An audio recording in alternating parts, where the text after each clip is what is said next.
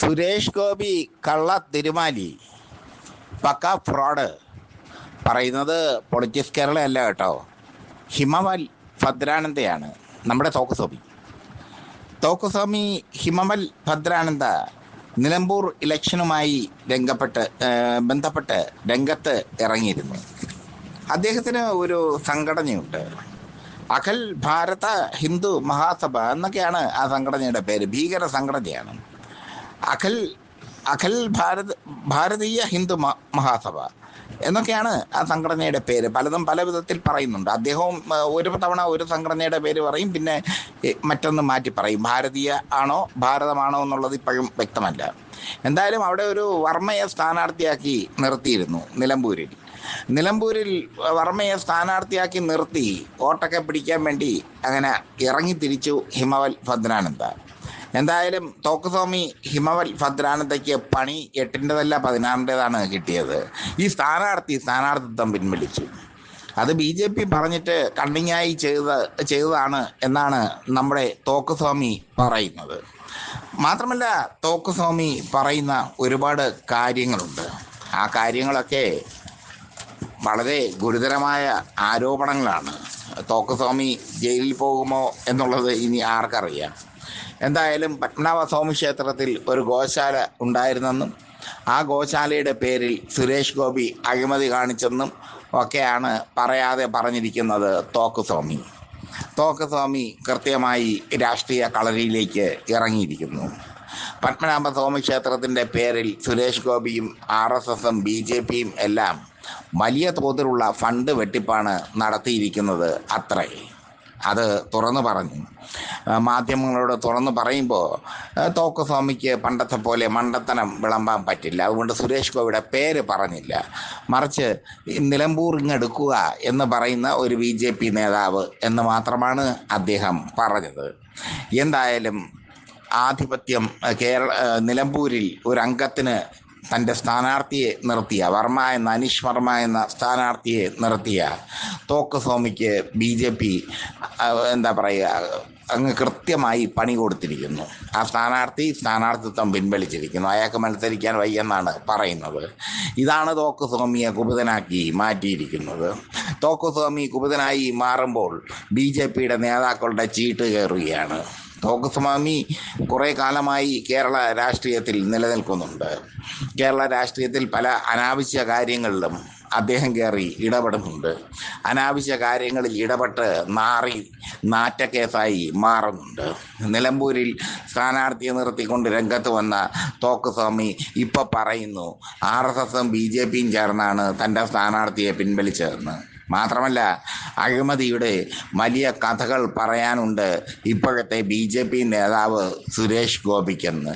തോക്കുസ്വാമി ഇതാണ് ഇപ്പോഴത്തെ യുദ്ധം. തോക്കുഗോപി എന്നുള്ളത് ഒരു കാലത്ത് സുരേഷ് ഗോപിക്ക് വീണ ഇരട്ടപ്പേരായിരുന്നു.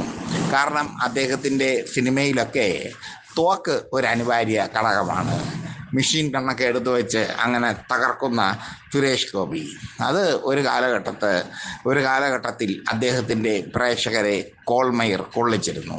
പക്ഷേ എതിരാളികൾ അദ്ദേഹത്തെ വിളിച്ചത് തോക്ക് ഗോപി എന്നാണ്. തോക്കുസ്വാമിയുടെ കാര്യവും അങ്ങനെ തന്നെ. തോക്കുസ്വാമി നമ്മുടെ പൊളിറ്റിക്സ് കേരള ഓഫീസിന് തൊട്ടടുത്തുള്ള കുമാരപുരത്താണ് ജനിച്ചതും ജീവിച്ചതും ഒക്കെ. പിന്നീട് തോക്കുസ്വാമി ആയത് അദ്ദേഹത്തെ ഒരു തട്ടിപ്പ് കേസിൽ അറസ്റ്റ് ചെയ്ത് പോലീസ് സ്റ്റേഷനിൽ കൊണ്ടുപോയപ്പോൾ തോക്കെടുത്തങ്ങ് പണിഞ്ഞു.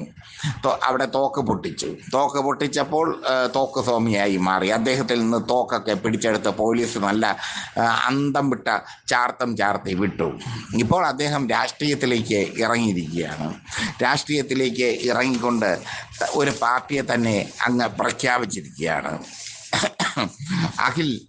അഖിൽ ഭാരതീയ ഹിന്ദു മഹാസഭ എന്നാണ് അദ്ദേഹത്തിൻ്റെ പാർട്ടിയുടെ പേര്. ഒരു സ്ഥാനാർത്ഥിയും തീരുമാനിച്ചുകൊണ്ട് തോക്കുസ്വാമി കളം നിറഞ്ഞ് കളിക്കുമ്പോൾ അതാ വരുന്നു സ്ഥാനാർത്ഥി തൻ്റെ സ്ഥാനാർത്ഥിത്വം പിൻവലിക്കുന്നു. ഇതോടുകൂടി തോക്കുസ്വാമി ആപ്പിലായി മാറി. അല്ലെങ്കിലും തോക്കുസ്വാമി എന്തിലെങ്കിലും ഇടപെട്ടാൽ ആപ്പിലായി മാറുക എന്നുള്ളത് പുതിയ സംഭവമൊന്നുമല്ല. അത് കാലാകാലങ്ങളായി നടക്കുന്ന സംഭവമാണ്. കാലാകാലങ്ങളായി ഈ സംഭവം നടന്നുകൊണ്ട് ഇരിക്കുന്നു. എന്തായാലും വലിയ ആരോപണങ്ങളാണ് BJP നേതൃത്വത്തിനെതിരെയും സുരേഷ് ഗോപിക്കെതിരെയും ഹിമവൽ ഭദ്രാനന്ദ ഉന്നയിച്ചിരിക്കുന്നത്. പത്മനാഭസ്വാമി ക്ഷേത്രത്തിലെ ഗോശാലയുടെ പേരിൽ സുരേഷ് ഗോപി തീവട്ടിക്കൊള്ള നടത്തി എന്നാണ് പച്ചയ്ക്ക് പറയുന്നത്. സുരേഷ് ഗോപിയുടെ പേര് പറയാത്തത് കൊണ്ട് കേസുകളൊന്നും വരാനുള്ള സാധ്യതയില്ല. പക്ഷെ അത് സുരേഷ് ഗോപി ആണെന്നുള്ളത് എല്ലാവർക്കും വ്യക്തമാണ്. ഇതാണ് ഇപ്പോൾ നടന്നിരിക്കുന്ന കാര്യം.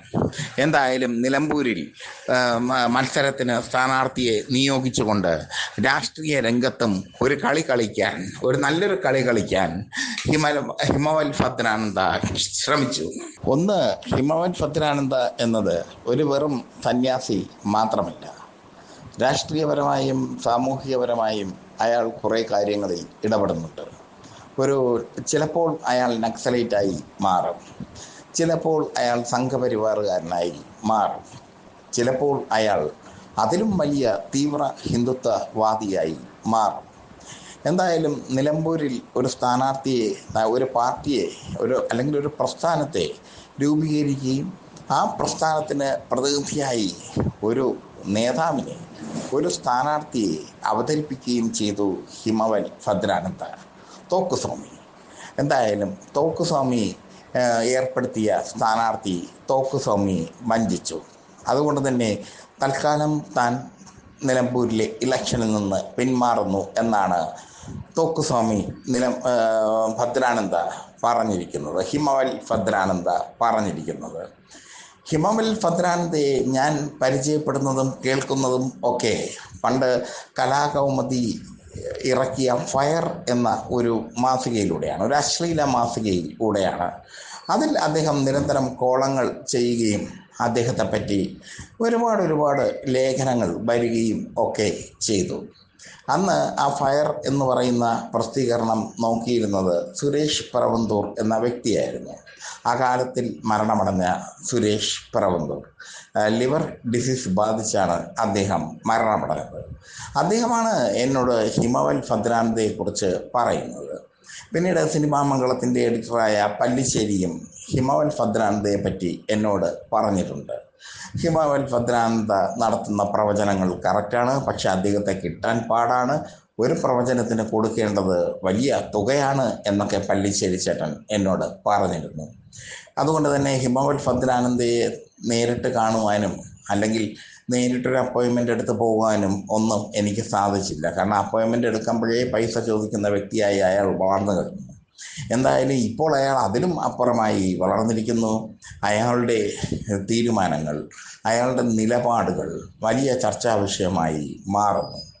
എന്തായാലും ഹിമവൽ ഭദ്രാനന്ദയുടെ സ്ഥാനാർത്ഥിയെ BJP റാഞ്ചി. സംഘവും BJP പ്രവർത്തകരും അയാളെ ചാക്കിട്ടു. അയാൾ സ്ഥാനാർത്ഥിത്വം പിൻവലിച്ചു. ഈ സാഹചര്യത്തിൽ ഹിമവൽ ഭദ്രാനന്ദ നടത്തിയ പ്രസ്താവനകൾ വളരെ ശ്രദ്ധേയമാണ്. പത്മനാഭസ്വാമി ക്ഷേത്രത്തിൻ്റെ പേരിൽ BJP നേതാവും മന്ത്രിയും ഒക്കെയായ സുരേഷ് ഗോപി തീവട്ടിക്കൊള്ള നടത്തുന്നു. ഇതൊക്കെയാണ് ഹിമവൽ ഭദ്രാനന്ദ പറഞ്ഞ അല്ലെങ്കിൽ പുറത്തുവിട്ട ഭൂതം. ആ ഭൂതം BJPയെ വരും നാളുകളിൽ നിലമ്പൂരിൽ വല്ലാതെ ബാധിക്കും എന്നുള്ളതിൽ ഒരു തർക്കവുമില്ല.